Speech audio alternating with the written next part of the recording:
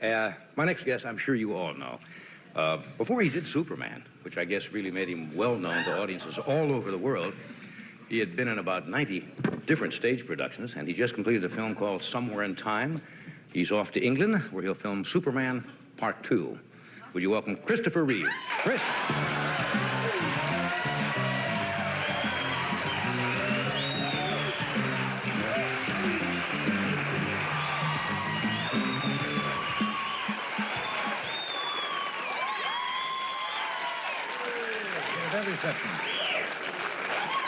Isn't that nice to hear all that? That's very nice. Screaming and yelling and so forth. You know, I haven't seen you since the night of the April 9th in the Academy Awards. Academy Award night, right. We ran into each other there, and I just want to say that I think for the first time in the history of awards, ever since I was a little kid, I've been watching. It was funny, and it moved, and it was a total delight. Thank you. Really, That's nice. you know?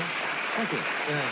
That's nice. So it's nice to be there. It really was. That was an interesting evening from many standpoints. Of course, since then, John Wayne has died.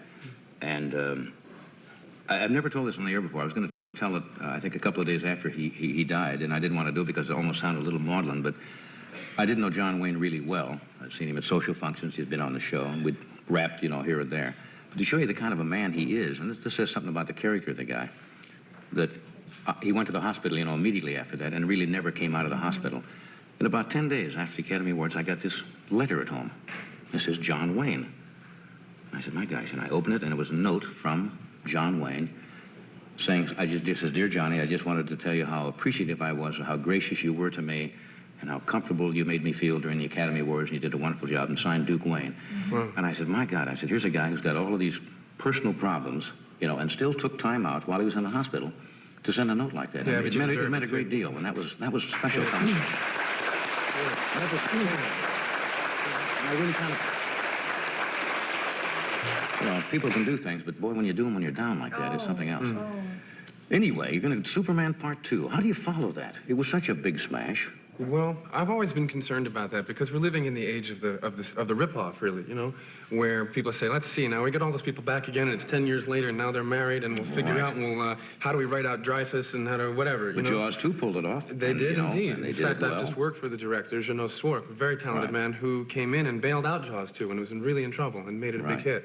And, but I'm concerned that there was such nice response on the part of the public to Superman 1, and I sort of feel that once you have flown and fallen in love and turned the world backwards, what are you going to do for an encore, you know? And I'm concerned that we don't, you know, that they don't get in Bozo the Clown to direct it and let's pick up pieces off the cutting room floor and put it together. And, in other words, do something classy. Yeah, and continue, because there's a real allegiance on the part of the audience. This character's been around for 40 years. People Isn't it know funny how they had a him. resurgence, a rebirth, practically? Absolutely. And I think we stand a chance if we keep our act together of making a sequel that can be as good as the first one. You know, it's a delicate line, as you well know, to draw the line between out-and-out camp, having fun, and reality, and to blend those things so it doesn't become an all-out silliness, has a little bit of reality in it, although you have to suspend reality, obviously. You know what I found with the ingredients for the character to play Superman? It's 90% costume.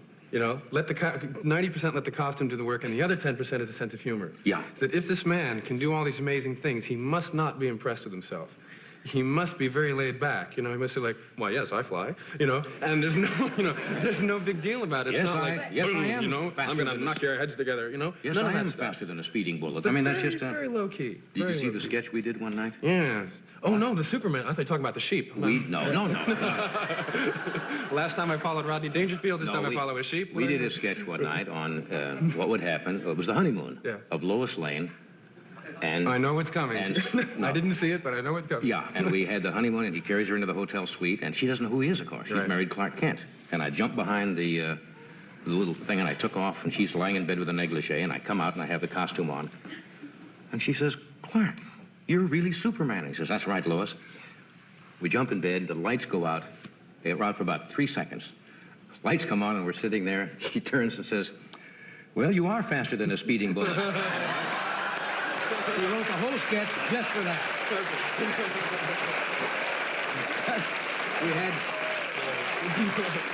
We had nothing else in the sketch except we build up just to that one line. I said, that's worth it. We got to do it. Now, sometimes when my staff tells me things about people, I think it's almost like a setup. But I understand when you were growing up, your parents did not want you to watch television very much. Absolutely. Was it completely verboten or just Just was selective or not an what? ingredient in the house. You know, like some people don't have wall-to-wall carpeting. We just didn't have a television, you know? That was by choice. They The didn't only want- time I ever got to see television was when we went around the corner to these people named the Forbes and were left off for babysitting. And the first place we'd go was right to the basement. We'd watch Zorro, Sky King, Bat Masterton, and episodes of Superman. Did your folks feel that it was just Brain damaging. educationally that it was brain gonna- damaging, absolutely. And I tell you something, there's a kind of a myth that goes around the way people bring up kids a lot today that if the kid's happy, if he's quiet and occupied, you know, put him with a blanket or a coloring book and watch TV and he's happy. But my parents held out a kind of higher standard than that, Right. which is that a kid comes out not knowing too much and he should be taught things. So we had a very magnetic father. He can do anything from play Parcheesi to ski and translate Dostoevsky. And he made learning fun. So we That's learned how great. to ski, we learned how to paint, we learned how to play the piano, we learned, you know, a lot of things. And then later, when you get older, when you're 15 or 16 or something, Right. say, I hate that, and you can give it up. But when you first come on the scene, you don't really know too much. And I really respect my parents for making learning fun, and television was not part of it. Yeah, either that or they have... Yeah. Either that or parents should be very selective in what Yeah. young children Yes. watch and say, all right, you can watch this show for 1 hour a day, and say, hey, that's it. Yeah, just because a kid's quiet does No. not mean that he's happy or that he's learning, you know? No, No, like, it I mean, is he's also dead. He's gonna stop breathing and just Just choke in a sits there. second. If you don't It is check it. completely the responsibility of the parent. Sure it is. Because whatever goes into your head is the individual that we are Well, the- turning into an adult. Yeah, and the point is that later you can come along and make choices and say, God, I Absolutely. can't draw to save my life. I always, in drawing class in school, you know, the teachers, you draw a picture of a barn and your dog Spot and a tree and stuff, and you'd bring it up. I try to finish really fast, you know, and I'd bring it up, she'd say, no, put more clouds in the sky, or put the tree over there, or put Spot over there, and it was like programming how to do art. I lost interest in it completely. Because it was too Yeah. regimented. But then on the other hand, I asked for piano lessons. I went to my mother when I was 8. Did you and I stay with said, yeah, I still play. I've played for 20 years now. You see, my folks, and they meant well. Didn't force me, but I was kind of pushed. Well, who taught you magic? Did you? That was an interest I took up when I was a kid, you know. I read a book one day about how to amaze your friends and be the hit of the party. I said, I'd like to be the hit of the party. No, I wasn't immediately the hit of the party, but I was shy when I was a kid. And magic was a way to overcome that and kind of be the center of attention and kind of hide behind the role of the magician. Yeah. But my folks sent me to, I can still remember her name, Cora Beals. School of Magic? No. The piano teacher. Cora, when I even went, was a little long in the tooth. She was, it was 25 cents a week, Wow. 25 cents a lesson.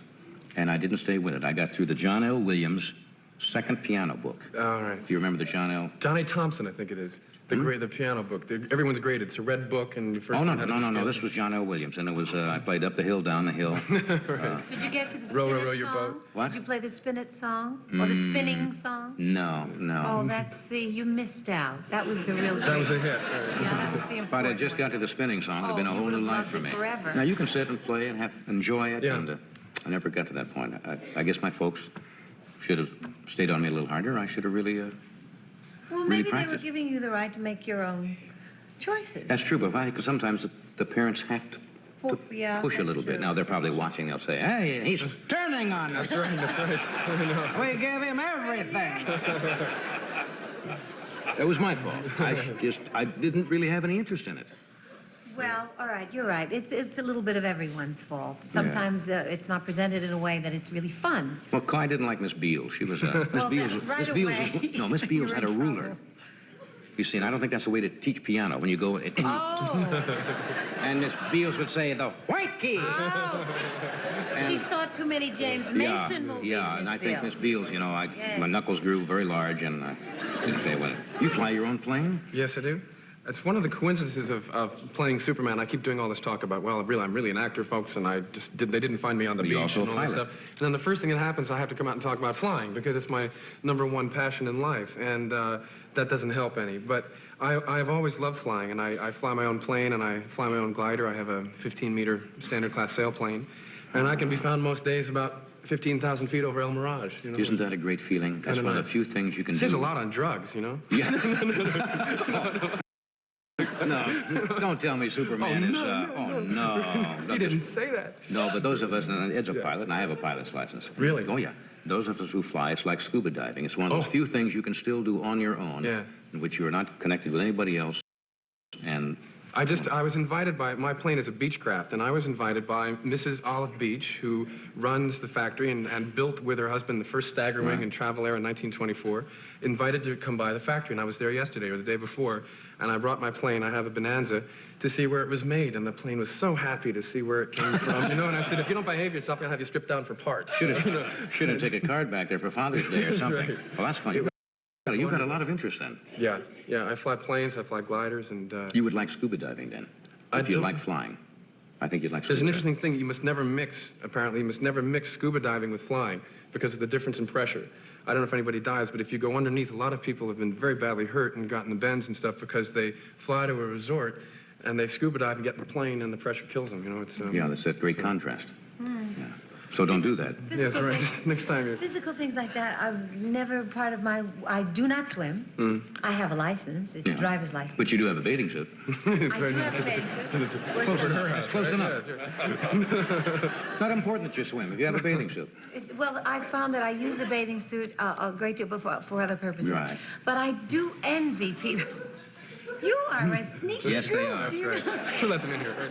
But there's so many things I miss. I would love to be able to go down and look at the coral. And You can so learn that. It's very simple. Take a few lessons. Yeah. Take a few lessons from a qualified instructor, and Is they there teach you a in your way own to pool. do that without getting the water over your face? No, if you are chicken of the sea, yes. Boy, you got to pull them out from... Something else I didn't know. You and Robin Williams were classmates or went to the same school together? That's right. We were in the advanced program at the Juilliard School of Drama. And there was certainly nothing they could teach him. You know, the first performance I ever saw him do was he played the old man in Tennessee Williams' Night of the Iguana. And he uses that character sometimes now in his own act. But we used to have speech class together with this lady named Edith Skinner, who's taught everybody from John Barrymore on down. And at 8 in the morning, we'd be there going tick, tick, tick, tick, ting, tick, tick, tick, tick, tick, tick, ting, you know, working on your T's and doing speech exercises and stuff. And Robin was... I don't see him falling into that too easily. No, Robin is somebody that, see, what drama school can do is make you an ensemble actor, and they've produced, Juilliard is one of the best schools in the country and produces a very high level of training. You learn how to move, fencing, mime, tumbling, acrobatics, acting. But Robin Williams has such special originality that would be a waste if he were grooved into the norm, you know what I mean? He's one of really those have to- special people that should be left on his own. He's a stream of consciousness type of Yeah. performer, and Yes. he's when he's on, he can really be extremely, extremely funny. But you have to let somebody that really Yeah. know, then you shouldn't try to... Absolutely. I admire Mindy just for standing there. That's not an because- easy task. Oh, it's a difficult thing to do. She's in the presence of a genius, really. Well, Yeah. Ed has the same problem.